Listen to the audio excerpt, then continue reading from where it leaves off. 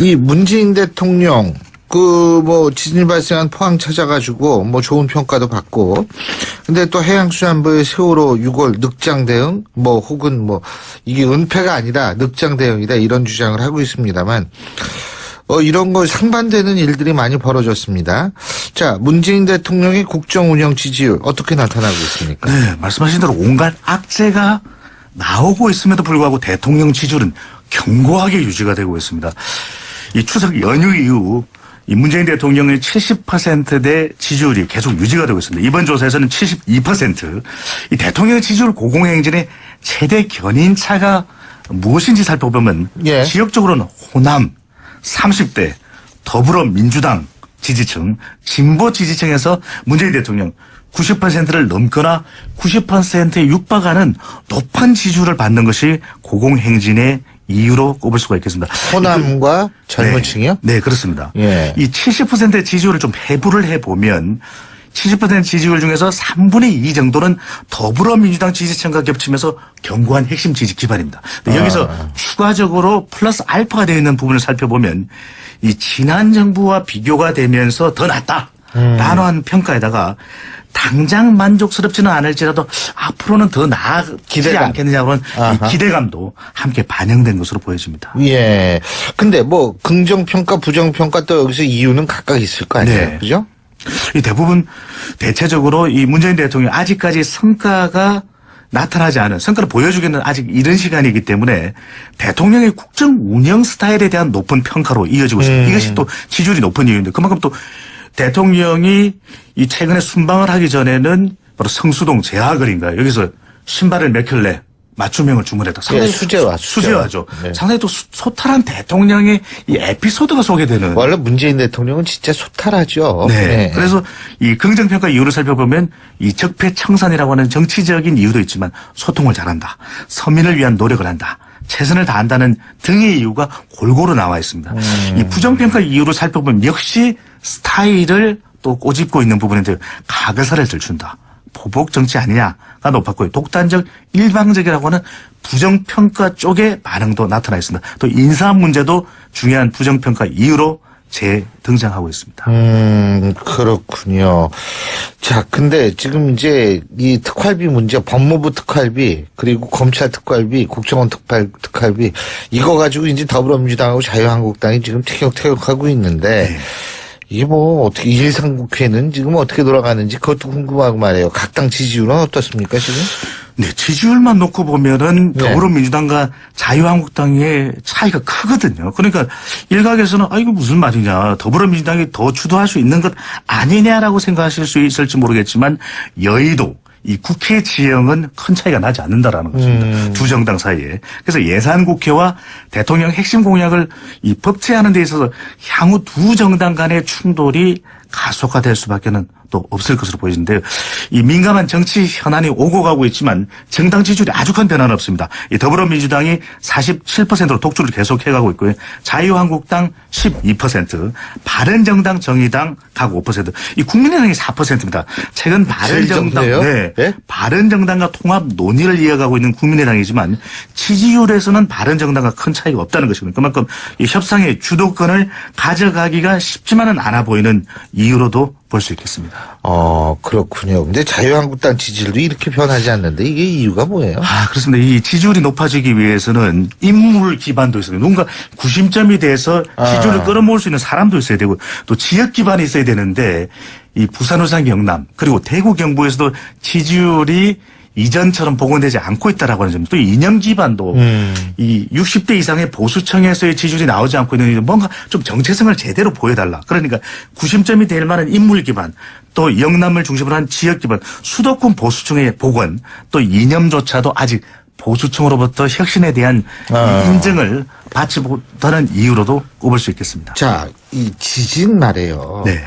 이게 근데 우리가 워낙 많은 위기를 겪다 보니까 또 이게 막 지진에 대한 공포를 막 느꼈다가 또 이게 또 금방 있는 거 아니지 이런 걱정도 되는데 이번 포항 지진을 몸소 느낀 사람이 생각 이상으로 많은 모양이더라고요. 그렇습니다. 먼저 수험생들이 대단했다. 이 23일 수능을 치르면서 이 지진에 대한 두려움에다가 또 이게 물수능이 아니라 불수능이었습니다. 글쎄 말이에요. 정말 이 수험생들이야말로 위대한 것 아니었나. 예. 두 가지의 난제를 다 극복해낸 우리 아. 수험생들의 모습으로 보여집니다. 근데 말씀하셨던 대로 우리가 불과 2주가 되지 않았는데도 이 지진 관련 여론이 급 냉각되는 분위기 아니겠습니까? 예. 이래서는 안 된다라는 것이죠. 이 여전히 그 공포감 가라앉지 않고 있는데 이 정치권의 너무 많은 이슈로 인해서 이 지진에 대한 경각심, 대응 태세가 사라져서는 안 될 것으로 보여집니다. 그만큼 지진에 대한 두려움이 큽니다.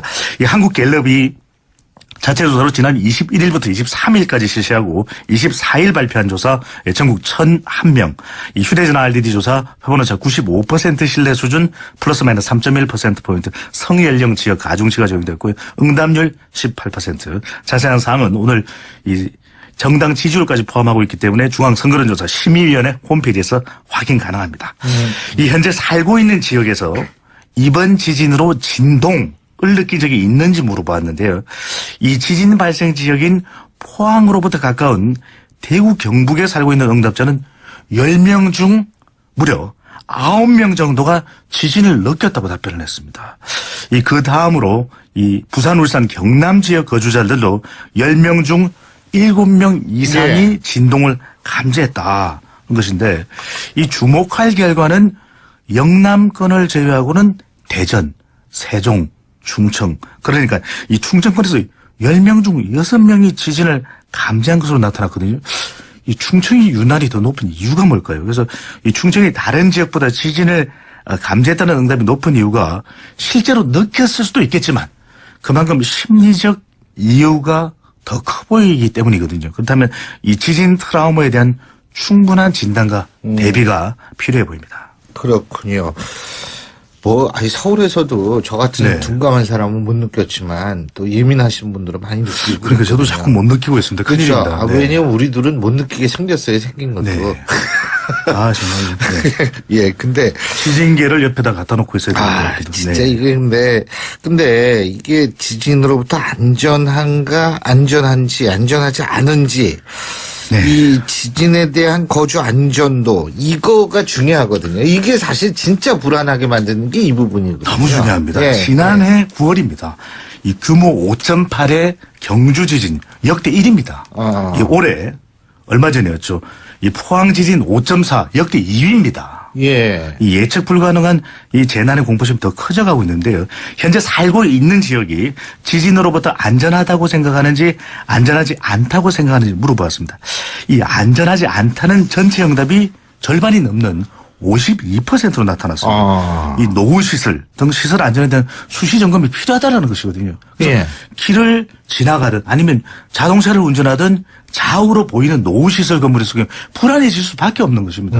바로 이 부분에 대한 대응이 필요하다는 것인데 특히 지진 발생 지역으로부터 가까운 대구 경북 지역은 거주지가 안전하지 않다는 의견이 무려 74%, 부산, 울산, 경남은 69%나 됐거든요. 이렇게 되면은 지나친 심리적 반응이 아니냐라고 이 과민한 반응이다라고 볼 수도 있겠지만 지진을 체감했던 응답자들이 더욱 불안해한다는 점이거든요. 그렇다면 우리도 일본처럼 국민 안심 프로그램, 지진이 일어났을 때 심리적으로 우리가 어떻게 동요되지 않는가 이 부분에 대한 작동과 준비도 반드시 필요해 보입니다. 그렇군요. 그리고 이제 가장 중요한 게 우리가 지진에 대해서 얼마나 알고, 그러니까 지진이 일어났을 때 우리가 어떻게 해야 되느냐, 이런 거 아는 건데 말이에요. 어린이대공원 우리 배종찬 본부장님 어디 있는지 아시죠? 어린이대공원 알죠. 어린이대공원 네네. 건국대 세종대 건너편에 있는 그렇습니다. 거예요. 바로 옆에 뭐 어른공원이 있는 건 아닙니다. 어린이대공원. 그렇습니다. 근데 그 바로 옆에 뭐가 있냐면 네. 어른공원은 없는데 네. 이 옛날에 우리 애들 어렸을 적에 한번 데리고 간 적이 있는데 소방방재청이 하는 그렇습니다. 네. 실습이 아니라 체험관. 예. 체험관입니다. 거기를 가보면 이 지진의 강도에 따라서 어떻게 얼만큼 흔들리는지 어떻게 대처해야 되는지 이런 걸 실제로 교육시키는 그런 게 있었어요 옛날에. 요새 있는지는 제가 확인 안 해봤습니다. 네, 유사한 장소는 있을 것입니다. 그렇죠. 네. 그런데 바로 그 부분인데 이 재난 안전대처법 이거 알고 있는 사람이 얼마나 돼요?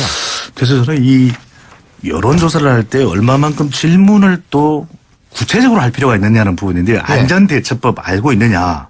그러니까 라고 하는 부분에 대해서 부분 물어봤더라면 어떤 응답이 나왔을까? 이번 조사에서는 지진 발생 시 어떻게 행동해야 하는지 대처 방법에 대해 아는지 물어봤는데요. 알고 있다가 무려 84%나 였습니다. 그렇죠. 상당히 주의가 예, 좋네요. 된 것으로 볼 수 있는데 여전히 불안감은 큰 것이거든요. 예. 심지어는 이 대구, 경북과 충청에서는 지진 발생 시 안전대처법을 잘 알고 있다가 90%에 달했습니다. 근데 과연 이것이 그럴까라고 하는 것이죠. 네. 바로 그 부분이죠. 네. 그러니까 이게 잘 알고 있다라는 게 그렇게 알고 있다고 생각하는 건지 실제로 잘 알고 있는 건지 이 부분은 이제 좀 구분을 해야 되는 거 아니에요? 네. 그래서 이걸 살펴보면 어떻게 묻느냐에 따라서 응답이 달라질 수 있는 것이 예상 수치보다 안전대처법을 잘 알고 있다고 응답한 비중이 매우 높지 않습니까? 예. 이것이 지진 관련 뉴스를 집중적으로 일정 기간 동안 많이 접한 역량으로 보여진다라는 것입니다. 이 방송 또는 온라인을 통해서 지진 관련 정보 지난 한 주간 얼마나 많이 접했습니까? 그러다 보니 내가 알고 있겠지라고 하는 반응이었을 가능성도 높다라고 하는 것인데 기상청 등 다른 기관에서 한 조사 결과를 보면 교육을 제대로 받았느냐 물어보면 매우 또 비율이 낮았습니다. 그러니까 교육을 받지 않고 잘 알고 있다라고 한다라는 것은 이것은 구체적으로 잘 알고 있다라고 하기 제대로 또 잘 알고 있다라고 하기 힘들다라고 하는 것이거든요. 그러니까 생각하고 있는 것과 실제 잘 대응하는지의 차이가 있을 거라는 것입니다. 그런 만큼 전 국가적으로 전 사회적으로 통용될 수 있는 지진 대응 공동 매뉴얼이 반드시 만들어지고 공유돼야 할 걸로 보여집니다.